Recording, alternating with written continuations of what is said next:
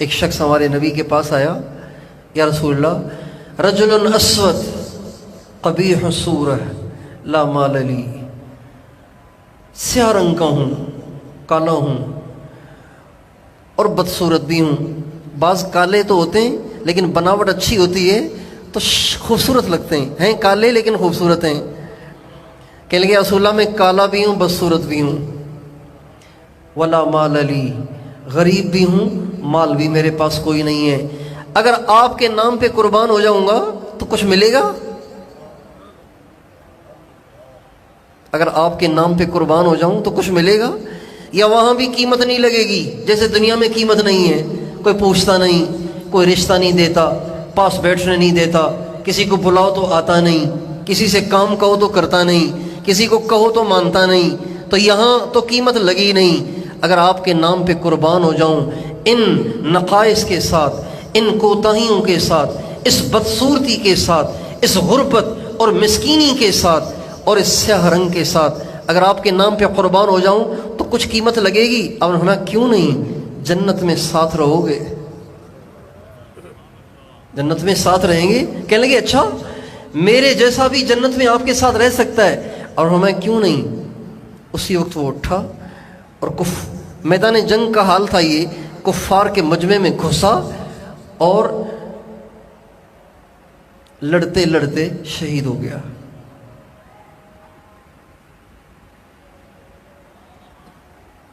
آپ علیہ السلام کو پتہ چلا، اب بھاگ کے گئے اور آپ نے اس کے سر کو اپنی گود میں اٹھا لیا، اس کے سر کو اپنی گود میں اٹھا لیا۔ کیا نصیب تھے اس کالے کے، اس سیاہ فام کے، کیا نصیب تھے اس حبشی کے کہ جب وہ دنیا سے جا رہا تھا اس کا سر سرکار کی گود میں تھا۔ آپ علیہ السلام فرما رہے تھے تو کہہ رہا تھا نا کہ میں بدصورت ہوں، اللہ نے تجھے خوبصورت کر دیا، تو کہہ رہا تھا میں کالا ہوں، اللہ نے تجھے سفید اور گورا کر دیا، تو کہہ رہا تھا نا میں غریب ہوں، اللہ نے تیرا مال بڑھا دیا، اللہ نے تجھے جنت کا حقدار بنا دیا۔ کتنی بڑی بشارت کمالی، حالانکہ زندگی تو وہی تھی۔ ہمارے نبی کے ایک صحابی ہیں، ان کا نام سعد تھا، بنو سلیم سے ان کا تعلق تھا، بہت غریب اور مسکین آدمی تھے۔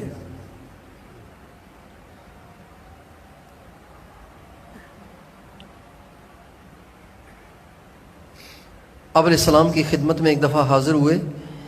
یا رسول اللہ میں جوان ہو گیا ہوں،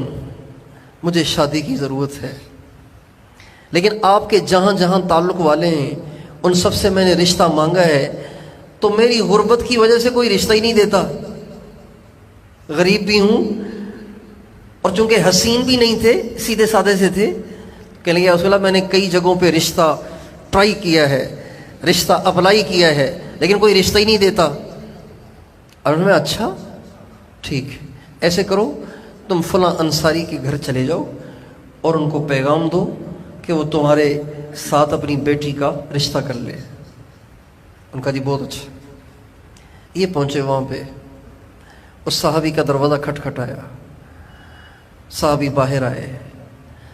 کہا میں اپنا رشتہ آپ کی بیٹی سے کرنے کے لیے حاضر ہوا ہوں،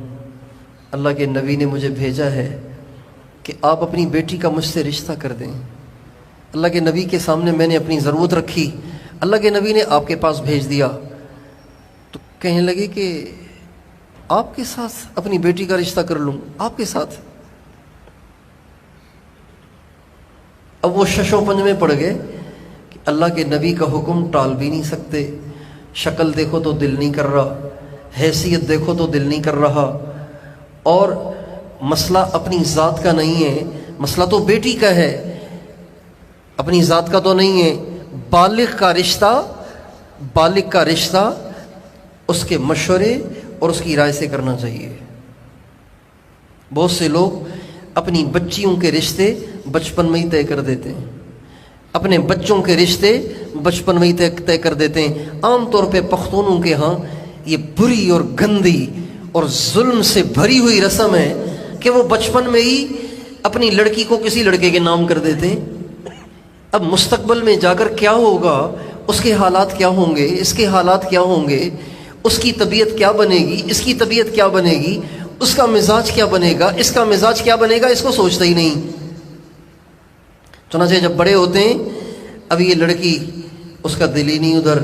اس لڑکے کا اس لڑکی کے ساتھ دل ہی نہیں ہے، اور طبیعتیں نہیں مل رہی، مزاج نہیں مل رہے، لیکن وہ کہتے ہیں بڑوں کی بات ہے، ہمیں اس کو نبھانا ہے، چنانچہ شادیاں کر دیتے ہیں، اور ساری زندگی اپنی بیٹی کو پریشانیوں کی بھٹی میں اپنے ہاتھوں سے ڈال دیتے ہیں۔ یہ مائیں بڑی ظالم ہیں، یہ باپ بڑے ظالم ہیں۔ کل قیامت کے دن یہ باپ بھی پکڑے جائیں گے، یہ مائیں بھی پکڑی جائیں گے۔ اس لیے شریعت مطہرہ نے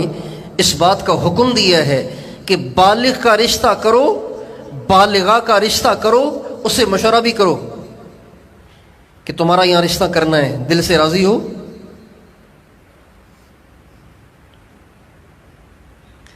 لیکن اس بات سے کوئی اپنی طرف سے استنباط نہ کرے کہ پسند کی شادی کرنا شریعت نے حکم دیا ہے، پسند کی شادی کا شریعت نے حکم دیا ہے، کوئی یہ غلط استنباط نہ کرے، اس لیے کہ پسند کی شادی کی بنیاد بد نظری ہوتی ہے، حرام کاری ہوتی ہے، نگاہوں کی بدماشی ہوتی ہے، اور جب نگاہوں کی بدماشی کے ساتھ رشتے طے ہوتے ہیں، حرام کاری کے ساتھ رشتے طے ہوتے ہیں، تو ان رشتوں میں برکت ہی نہیں ہوتی، اس لیے کہ رشتے کی بنیاد ہی بدماشی پر ہے، اللہ کی نافرمانی پر ہے۔ لیکن اتنی بات ضرور ہے کہ شریعت نے اس بات کا حکم دیا ہے کہ بالغ اور بالغہ کا رشتہ کیا جائے تو اس سے مشورہ ضرور کرنا چاہیے، زبردستی ہاں نہیں کروانی چاہیے کہ نہیں بس کرنا ہے، تم ہاں کرو تاکہ ہم دستخط کروائیں تم سے۔ تو باپ سوچ میں پڑ گئے کہ یہ سعد آ گیا ہے میری بیٹی کا رشتہ لینے کے لیے، اور بھیجا ہے اس کو اللہ کے نبی نے، انکار بھی نہیں کر سکتے اور ہاں بھی نہیں کر سکتے کہ مسئلہ میری ذات کا نہیں ہے، مسئلہ تو میری بیٹی کا ہے، وہ بھلا اس کالے پر کیسے راضی ہوگی، اس بدصورت پہ کیسے راضی ہوگی، اس مسکین پر کیسے راضی ہوگی۔ چنانچہ جب وہ شش و پنج میں پڑ گئے، ان کے چہرے پر تردد کے آثار نظر آئے، تو حضرت سعد سلام کر کے وہاں سے اٹھ کے واپس آ گئے کہ چہرہ ہی بتا رہا ہے کہ راضی نہیں ہے، تو زبردستی تو کر نہیں سکتے۔ لیکن جب حضرت سعد ان کے گھر سے نکلنے لگے تو ان کی بیٹی جو اندر تھی، چھوٹے چھوٹے گھر ہوتے تھے نا، تو باہر کی آواز بھی اندر چلی جاتی تھی، تو ان کی بیٹی جلدی سے باہر آئی، کہنے لگی ابو یہ کون آئے تھے؟ کہا بیٹا سعد آئے تھے، بنو سلیم کے کالے سے ہیں، غریب سے ہیں، وہ آئے تھے تمہارا رشتہ لینے کے لیے، اور کہہ رہے تھے اللہ کے نبی نے بھیجا ہے، تو میں تو پریشان ہو گیا اور میں تو سوچتا رہا، اتنے میں وہ اٹھ کے ہی چلے گئے۔ تو حضرت اس صحابی کی بیٹی محترمہ کہنے لگی ابو آپ کیا سوچ رہے تھے؟ کہا بیٹی میں یہ سوچ رہا تھا کہ پتہ نہیں تو راضی ہوگی بھی کہ نہیں ہوگی اس بدصورت سے رشتہ کرنے کے لیے اور اس غریب سے رشتہ کرنے کے لیے۔ تو وہ کہنے لگیں النجا قبل ان یفضحک الوحی، ابو آپ جلدی جائیں اور جا کے اللہ کے نبی کو یہ خوشخبری سنائیں کہ جس کو آپ نے بھیجا ہے ہم اس سے رشتہ کرنے کے لیے تیار ہیں۔ ہم یہ نہیں دیکھیں گے کہ رشتہ کس سے کرنا ہے، ہم یہ دیکھیں گے کہ رشتے کا پیغام بھیجنے والا کون ہے۔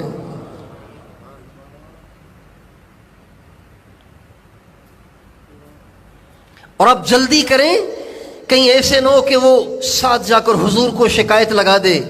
اور حضور کا دل دکھے اور اللہ پاک کی طرف سے کوئی وحی آ جائے جو وحی ہمیں رسوا کر دے۔ چنانچہ وہ صحابی بھاگے نبی پاک علیہ السلام کی خدمت میں حاضر ہوئے، کہنے لگے یا رسول اللہ معافی چاہتا ہوں، آپ کا پیغام دینے والا میرے پاس آیا تھا لیکن میں تردد میں تھا، لیکن میری بیٹی خوشی سے راضی ہو گئی ہے، لہٰذا میں آپ کو خوشخبری دینے آیا ہوں کہ میری بیٹی آپ کے بھیجے ہوئے قاصد سے نکاح کرنے کے لیے تیار ہے۔ آپ نے حضرت سعد کو بلایا اور فرمایا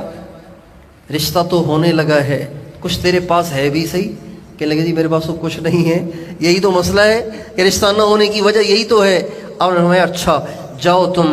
عبد الرحمن بن عوف کے پاس، جاؤ تم عثمان کے پاس، جاؤ تم علی کے پاس، اور ان سے کچھ کچھ میرے نام سے لے لو۔ چنانچہ تینوں حضرات نے، کسی نے 100، کسی نے 200، اس طرح 500-700 درہم ان کے پاس جمع ہو گئے۔ جب وہ پیسے لے کر آئے تو آپ نے فرمایا اب جاؤ جا کے شادی کا سامان خرید کر لاؤ۔ چنانچہ وہ شادی کا سامان لینے کے لیے بازار میں آئے۔ اب دل میں آ رہی ہے کوئی چارپائی خرید لوں، کوئی گھر کے برتن خرید لوں، کوئی ساز و سامان خرید لوں، یہ لے لوں اور وہ لے لوں۔ بازار میں گھوم رہے ہیں اور دماغ میں منصوبے بن رہے ہیں، یہ چیز بھی چاہیے، وہ چیز بھی چاہیے، یہ سامان بھی چاہیے، وہ سامان بھی چاہیے۔ اللہ کی شان، اللہ کے راستے میں کفار سے جہاد کے لیے اللہ کے راستے میں نکلنے کی آواز لگ گئی۔ اب یہ بازار میں کھڑے ہوئے تھے، یہی سوچ رہے تھے کہ کون کون سا سامان خریدنا ہے کہ ایک اعلان کرنے والے نے آ کے اعلان کیا، یا خیل اللہ ارکبی، اے اللہ کے شہ سوارو سوار ہو جاؤ، اللہ کے راستے میں نکلنے کا وقت ہے۔ اللہ کے نبی اللہ کے راستے میں جا رہے ہیں، کفار سے مقابلہ ہے۔ چنانچہ مسلمان جہاں کہیں سے مسلمان نکل سکتے تھے وہ سب کے سب نکلنا شروع ہوئے اور جا کے اللہ کے نبی کے پاس جمع ہوئے۔ یہ حضرت سعد جن کو ہمارے نبی نے شادی کا سامان خریدنے کے لیے بھیجا تھا، ان کے کان میں جب آواز پڑی تو علامہ ابو اللہ سمرقندی رحمۃ اللہ علیہ لکھتے ہیں کہ جوں ہی ان کے کان میں آواز پڑی تو انہوں نے نگاہ آسمان کی طرف اٹھائی اور کہنے لگے اے اللہ، میں آیا تو ہوں شادی کا سامان لینے کے لیے، آیا تو ہوں اپنی دلہن کے لیے سامان لینے کے لیے، اپنی شادی کا ساز و سامان لینے کے لیے، لیکن ادھر تیرے ایک بندے نے آ کے تیرے راستے میں جان کی بازی لگانے کی آواز لگائی ہے۔ اے اللہ تیری عزت کی قسم، میں آج ساری خواہشات پہ چھری چلاتا ہوں، اپنی ساری خواہشات کو قربان کرتا ہوں، تیری عزت کی قسم ان پیسوں کو میں اپنی خواہشات پہ خرچ نہیں کروں گا، تیری رضا کے لیے خرچ کروں گا۔ چنانچہ انہی پیسوں سے گھوڑا خریدا، تلوار خریدی، ڈھال خریدی اور گھوڑے پہ سوار ہوئے، ڈھال کو لے لیا، تلوار کو لے لیا اور اپنے چہرے پہ نقاب اوڑھ لیا۔ اچھا، نقاب اس لیے اوڑھا کہ کہیں نبی پاک علیہ السلام دیکھ کر مجھے پہچان لیں اور پھر مجھے واپس نہ کر دیں کہ تیرا ابھی تو رشتہ کرنا تھا اور تیرا تو رشتہ ہو گیا ہے، تو سامان خریدنے گیا تھا تو کیوں نکل کے آ گیا۔ چنانچہ اپنا چہرہ چھپاتے ہوئے، اپنے چہرے پہ نقاب اوڑے ہوئے وہ آ کے صفوں میں کھڑے ہو گئے۔ جب صفیں سیدھی ہونے لگیں تو سارے مسلمان جانے پہچانے تھے، ایک ان میں نقاب پوش کھڑا ہوا ہے، ایک ان میں نقاب پوش کھڑا ہوا ہے، تو آپس میں دائیں بائیں کے مسلمان کہنے لگے یہ نقاب پوش کون آ گیا ہے بیچ میں، یہ نقاب پوش بیچ میں کون آ گیا ہے، چہرہ اس نے چھپایا ہوا کیوں ہے، یہ کوئی اجنبی آدمی کہاں سے آ گیا ہے۔ جب آپس میں چیمی گوئیاں شروع ہوئیں تو حضرت علی کہنے لگے تمہیں کیا ہے کہ کون نقاب پوش آیا ہے، کوئی آیا ہوگا اللہ کی محبت میں، اللہ کے نام پہ جان دینے کے جذبے سے، لہذا تم اپنا کام کرو، اسے اپنا کام کرنے دو۔ چنانچہ جنگ شروع ہو گئی، کفار سے گھمسان کی لڑائی ہوئی، لڑتے لڑتے لڑتے لڑتے مسلمان بھی لڑ رہے تھے، یہ والا بھی لڑ رہا تھا جس نے اپنے چہرے پہ نقاب چڑھایا ہوا تھا۔ لڑتے لڑتے اچانک ایک کافر نے ایسی چوٹ ماری کہ حضرت سعد دھڑام سے گھوڑے پر سے نیچے گر گئے۔ جب گھوڑے پر سے نیچے گرے تو جو آدمی گر کر دوبارہ اٹھتا ہے تو وہ اپنی آستینیں چڑھاتا ہے، دشمن سے نمٹنے کے ارادے سے اپنی آستینیں چڑھاتا ہے۔ حضرت سعد نے تو اپنے آپ کو ایسا چھپایا ہوا اور ایسا لپیٹا ہوا تھا کہ کسی کو پتہ ہی نہ چلے کہ یہ کون ہے، لیکن جب چوٹ لگی اور گرے تو ان کو خیال نہ رہا کہ مجھے اپنے آپ کو چھپانا ہے، چنانچہ اٹھتے اٹھتے اور کافر کی طرف بڑھتے بڑھتے اپنی آستینیں جو چڑھائیں تو اللہ کے نبی کی دور سے نظر پڑ گئی اور ان کے کالے بازو جو حضور کو نظر آئے تو آپ نے فرمایا اَأَنْتَ سَعْدٌ اَأَنْتَ سَعْدٌ، کہیں تو سعد تو نہیں ہے جو اپنے چہرے کو چھپائے ہوئے اور اللہ کے راستے میں آیا ہوا ہے، کہیں تو سعد تو نہیں ہے۔ تو کہنے لگی اب تو چھپانے کا موقع ہی نہیں رہا، کہنے لگا بے ابی انت و امی یا رسول اللہ انا سعد، میری ماں میرا باپ آپ پہ قربان ہو جائیں، اللہ کے رسول میں وہی سعد ہوں جس کو آپ چھوڑ آئے تھے۔ آپ نے فرمایا وجبت وجبت، سعد جنت تیرے لیے واجب ہو گئی، واجب ہو گئی، واجب ہو گئی۔ جب یوں کہا تو حضرت سعد کہنے لگے جب واجب ہی ہو گئی ہے تو پھر دیر کس بات کی۔ چنانچہ انہوں نے تلوار کو اٹھایا اور کفار کے مجمع میں گھسے اور لڑتے لڑتے شہید ہو گئے۔ جب شہید ہو کر زمین پہ گرے تو آپ علیہ السلام کو کسی نے بتایا یا رسول اللہ وہ سعد تو شہید ہو گیا جس نے بھی دولہا بننا تھا۔ آپ علیہ السلام بھاگے بھاگے آئے، حضرت سعد کے سر کو اٹھا کے اپنی گود میں رکھا اور اس کے چہرے کو دیکھ کے آپ کی آنکھ سے آنسو بہنے لگے، آپ رونے لگے، پھر آپ مسکرانے لگے، پھر اس کے بعد آپ نے اپنا چہرہ موڑ لیا اور آپ ان کے چہرے سے مٹی بھی صاف کر رہے تھے۔ حضرات صحابہ کرام نے پوچھا یا رسول اللہ سعد کو دیکھ کر پہلے آپ رو رہے تھے، پھر آپ ہنس رہے تھے، پھر آپ نے چہرہ موڑ لیا، اس کی کیا وجہ ہے؟ آپ نے فرمایا اما بکائی فلفراقہی، میں جو رویا تھا وہ تو اس لیے کہ آج سعد سے جدائی ہو گئی، میرا جان نثار ساتھی چلا گیا، اس لیے میں رو رہا تھا۔ اور جو میں ہنسا تو میں سعد کے درجات دیکھ رہا تھا کہ کتنا بڑا درجہ اللہ تعالیٰ نے اس کو دیا ہے، اور میں نے جو منہ موڑ لیا وہ اس لیے کہ رأیت اثنتین من الحور العین تتنازعان فی جبتہ، میں نے جنت کی 2 حوروں کو دیکھا جو سعد کی طرف بھاگی چلی آ رہی ہیں اور تیزی سے دوڑ رہی ہیں اور اس کے جبے کو پکڑ کر اس کے ساتھ جنت میں جانے کے لیے تیار ہیں، اور اتنی تیزی سے دوڑ رہی تھیں کہ ان کی پنڈلیوں سے جبہ اٹھ رہا تھا، کپڑا ہٹ رہا تھا، تو شرم کے مارے میں نے اپنے چہرے کو ان سے پھیر لیا۔